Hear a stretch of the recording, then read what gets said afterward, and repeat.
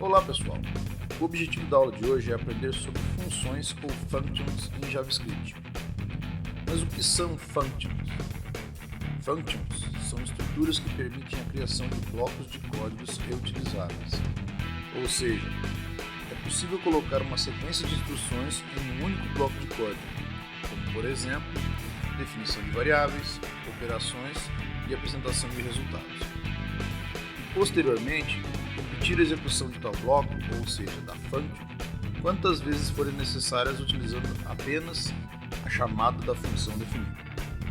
Normalmente denominamos chamada da função a ação de executar um bloco pré-existente, por exemplo, chamar a função somar. Os blocos de códigos reutilizáveis são a base do paradigma de programação estruturada, no qual os blocos representam as estruturas. Pode-se dizer que tudo em JavaScript gira em torno das functions. Vamos ver na prática como definir as formas básicas de functions em JavaScript? Mas só depois da vinheta.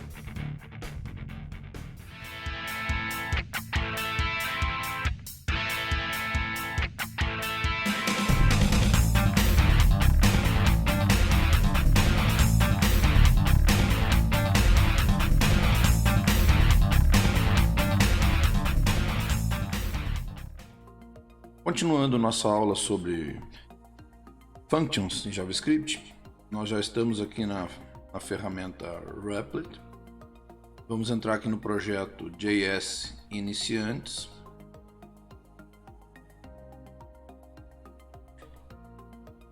E vamos apresentar os detalhes relativos às famosas functions em JavaScript.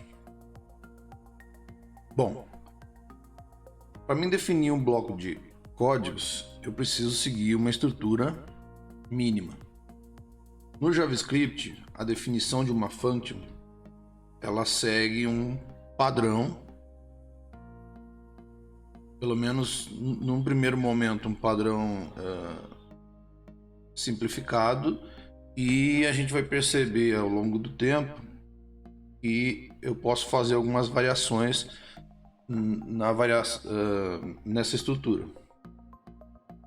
Eu vou colocar comentado o padrão básico do JavaScript.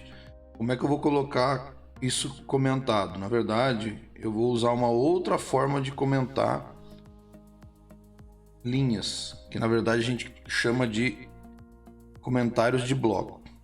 Os blocos, para mim criar um bloco comentado, eu uso, em vez de usar // eu uso apenas. A gente aprendeu que usando // eu consigo comentar, tornar uma linha, deixar uma linha ser ignorada pelo interpretador.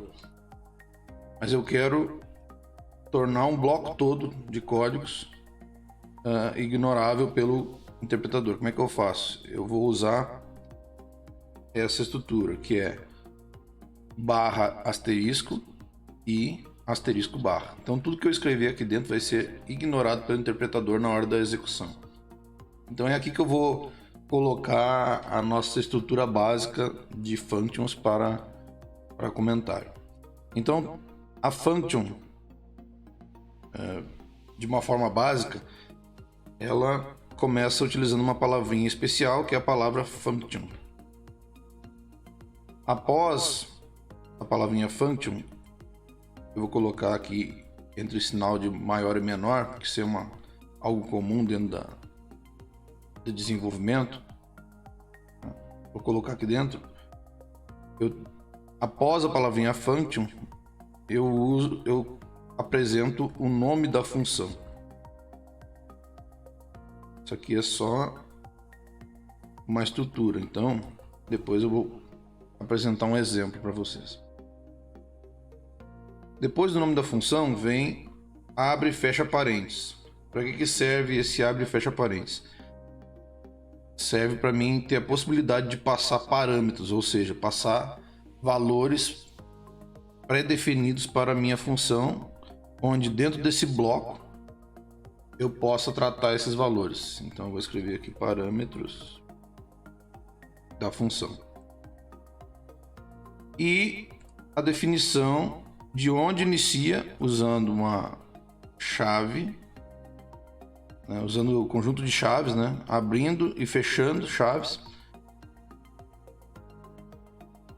onde eu de fato defino o meu bloco de código reutilizável.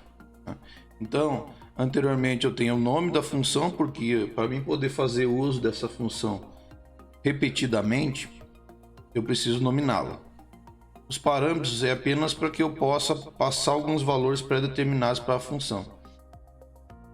E o que está entre as chaves é o que de fato vai ser reutilizado e aproveitado. Então essa aqui é a estrutura básica de uma função no JavaScript. Eu vou estar colocando agora aqui um exemplo simples também, para que a gente possa compreender.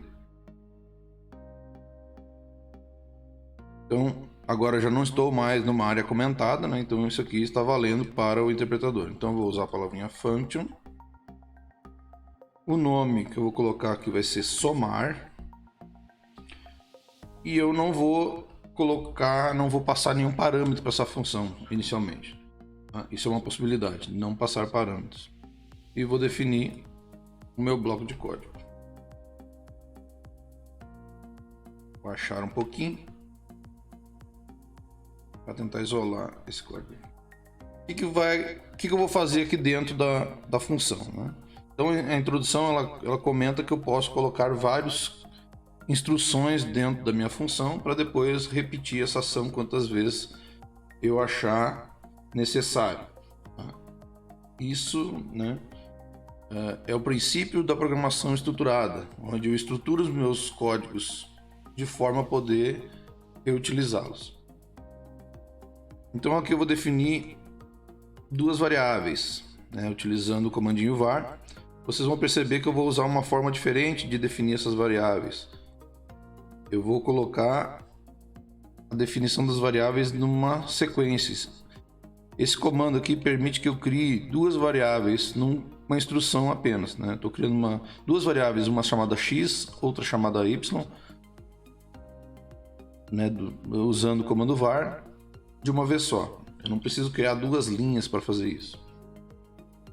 Além disso, eu vou colocar outras instruções da mesma linha, que seria a atribuição de um valor para a variável x. Então eu estou atribuindo o valor 10 para a variável x e a atribuição de um valor para a variável y. Então também estou atribuindo o valor 10 para a variável y. Criar uma nova linha. Vou definir uma outra variável chamada soma, que vai receber, essa variável soma vai receber a operação de soma, né, da variável x mais a variável y. Ou seja, o que eu espero? Eu espero que o conteúdo da variável x seja somado ao conteúdo da variável y. Em outras palavras, 10 mais 10. E tudo isso vai ser armazenado na variável soma. E finalmente eu vou apresentar o resultado, né? Na introdução eu falei que eu posso definir variáveis, que eu posso fazer operações e eu posso apresentar o resultado. Então eu estou fazendo tudo isso dentro dessa função denominada somar aqui. E eu vou apresentar o conteúdo da variável soma. Não vamos confundir somar com soma. Ok, esse bloco está pronto. Se eu mandar executar isso aqui, o que vai acontecer?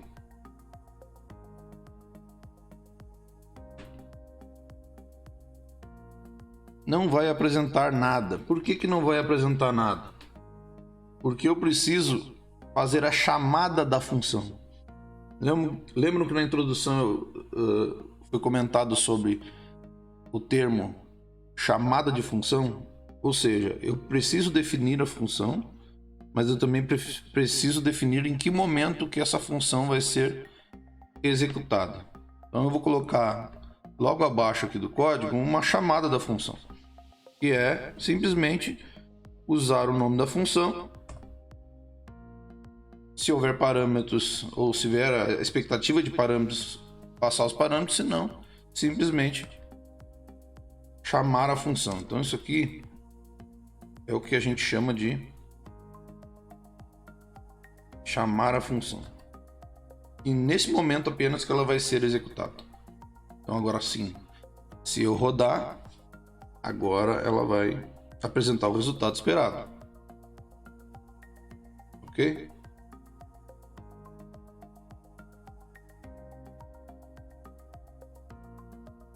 Bom, eu vou apresentar para vocês aqui uma outra forma que eu tenho de criar as funções, né? Definir as funções. É um pouquinho diferente apenas, tá?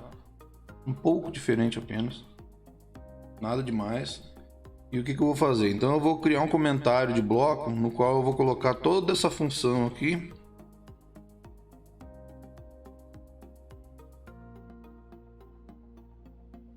Deixar isso aqui comentado. E vou definir novamente a função somar de uma forma um pouco diferente. Eu posso criar uma função atribuindo ela a uma variável. Nesse caso, o nome da variável vai ser o nome da função. Isso é comum quando se trata de definições de objetos em JavaScript. Em algumas situações, porque eu posso... uma função, na verdade, ela pode ser vista como um objeto em JavaScript. Por isso que eu comentei também na introdução que tudo em JavaScript gira em torno de functions.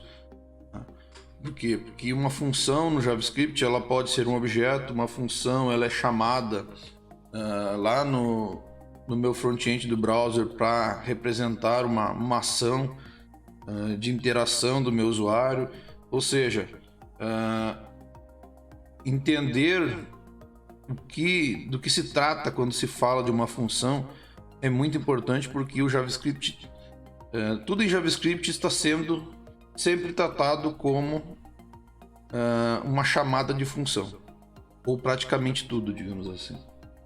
Até por isso que eu estou antecipando esse conteúdo de funções, de functions, dada a importância das functions no JavaScript. Quando a gente aprende linguagem, esse tipo de programação estruturada, normalmente ela é vista depois que eu vejo vários outros elementos lógicos, como condicionais e loops. Porém, no JavaScript, function é tão importante que vale a pena apresentar esses conceitos inicialmente para vocês, porque a gente acaba usando funções mesmo sem saber o que está fazendo. Como, por exemplo, chamar a função log aqui. Isso aqui é uma função e a gente já está fazendo uso dela. Ok? Então vamos ver a outra forma aqui de definição de função através de identificação por uma variável. Então eu vou criar aqui uma variável var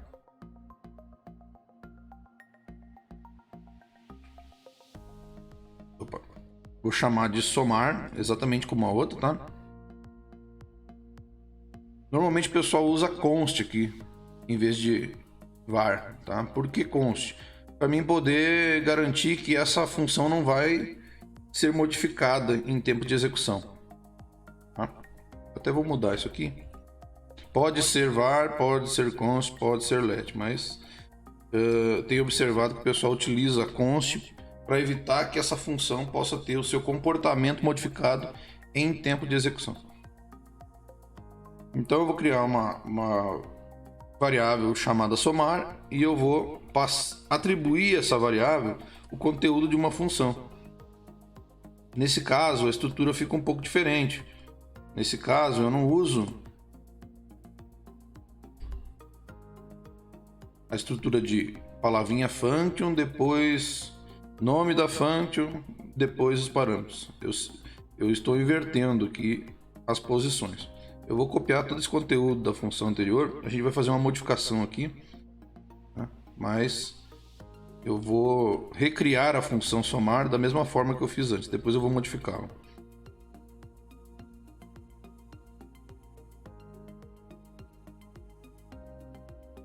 Então, Agora, se eu chamar a função somar aqui, o resultado vai ser exatamente o mesmo anterior. Mudou só a forma de construir a minha função. Então vocês podem observar que o resultado é o mesmo. Agora eu vou variar um pouquinho algumas coisas da minha função. Eu vou trabalhar com a passagem de parâmetros para a função. Tá? Como é que a gente define que eu vou receber valores numa função? Eu coloco dentro dos parênteses aqui as variáveis que vão receber esses valores. Então, se eu simplesmente colocar aqui, ó, x, y, isso quer dizer que eu espero receber dois valores na minha chamada de função. O que significa isso? Vou colocar aqui, ó. Significa que eu espero receber, por exemplo, dois valores: 5 para x e 6 para y. Tá? Então, na chamada da função, eu passo valores. Na estrutura da função, eu defino quais são as variáveis que vão receber esses valores. Ok? Se eu já coloquei a variável x e a variável y aqui na minha estrutura da função, eu não preciso desse comando aqui, dessa instrução de definição de variáveis. Então, isso aqui cai fora. Outra coisa, se eu vou passar valores como parâmetro, eu também não preciso passar valores dentro da minha função. Então, essa linha também cai fora. Ok? Bom, eu vou executar isto aqui. Então, eu vou receber um valor para x, vou receber um valor para y na chamada da função. Vou pegar esses dois valores, vou somar, vou atribuir a variável soma e depois vou apresentar o resultado. Qual é o resultado esperado? O resultado esperado é 5 mais 6, não é isso? Então, o resultado esperado é 11. Então, eu vou executar. E o resultado esperado foi apresentado. Qual é a vantagem de se utilizar parâmetros ao invés de definição das variáveis dentro do bloco? Tá? Não estou comparando criar funções através dessa estrutura ou criar através dessa estrutura inicial que eu apresentei para vocês anteriormente. Eu só estou questionando a seguinte situação: passar parâmetros ou definir as variáveis aqui dentro. A grande vantagem é que talvez eu possa, isso não é uma verdade absoluta, talvez eu possa reaproveitar melhor a minha função ou a minha function. De que forma que eu posso reaproveitar melhor? Simplesmente chamando ela quantas vezes eu quiser, simplesmente mudando os parâmetros. Então, se eu usar somar com parâmetros, eu vou poder passar valores distintos aqui. Seja 10 com 10, eu vou chegar no mesmo resultado da função que está comentado. Então, se eu mandar executar aqui, agora eu estou esperando dois resultados. Eu estou esperando um resultado de 5 mais 6 e um resultado de 10 mais 10. E ele vai apresentar o resultado aqui embaixo, que é 11 e 20, adequadamente. Se eu estivesse usando somente a função somar sem parâmetros, qual o resultado seria? O resultado seria fixo. O resultado seria sempre 10 mais 10, porque a função somar sem parâmetros, ela já define os valores dentro da função. Então, eu não consigo modificá-los num momento de reaproveitamento. Posso reaproveitar? Claro que eu posso reaproveitar. Posso chamar a função somar quantas vezes eu quiser. Porém, o resultado da soma vai ser sempre o mesmo. Nesse exemplo que eu estou destacando para vocês, tá? Nesse exemplo. Quando eu defino a função somar recebendo parâmetros, aí eu tenho uma possibilidade de reaproveitá-la melhor, digamos assim. Eu estou passando os valores que eu quero que ela me apresente o resultado. Então é muito comum a gente encontrar funções matemáticas que recebam valores e me entreguem o resultado de um cálculo. Seja ele simples, como é a situação aqui, seja ele mais complexo, tá? Então eu posso reaproveitar quantas vezes eu achar necessária a minha função somar aqui de uma forma bem interessante, né? Então aqui, inclusive eu vou fazer um exemplo aqui somando valores fracionários, 2.5 para x e 3.1469 para y. Nós vamos observar o resultado. Vou mandar executar.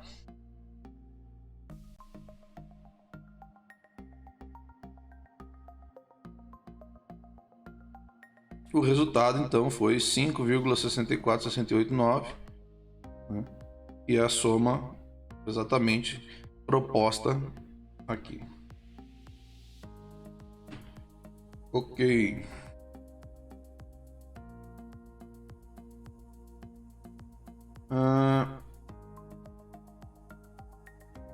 Eu poderia passar parâmetros aqui? Sim, poderia passar parâmetros aqui, não tem problema nenhum, tá? Não há problema. Essa estrutura que eu destaquei aqui, ela permite receber parâmetros sem problema nenhum. Aqui é uma questão mais de gosto.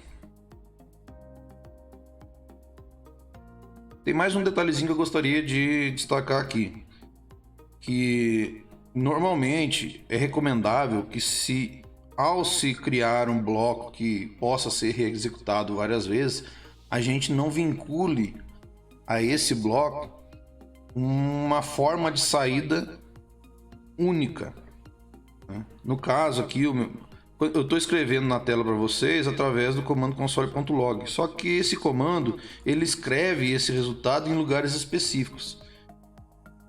Então, para mim não deixar essa minha função ou essa minha function limitada ao console, não é interessante que eu utilize o resultado da minha função, que normalmente uma função ela objetiva executar uma ação e obter algum resultado, né? E esse resultado é interessante que eu retorne ele para o programa que está fazendo a chamada da função. E de que forma que eu posso fazer isso? É usando a palavrinha especial return, que vai ser o retorno da minha função. Tá, então eu vou simplesmente dizer o seguinte, eu quero que retorne ao final, né, da chamada da função, retorne o conteúdo da variável soma. Isso modifica um pouco a forma de execução da chamada da função. Eu vou variar aqui, por quê? Porque agora eu preciso ter algum elemento, alguma variável, tá? Aqui agora eu vou criar uma variável qualquer, vou criar uma variável z, que receba a execução da função.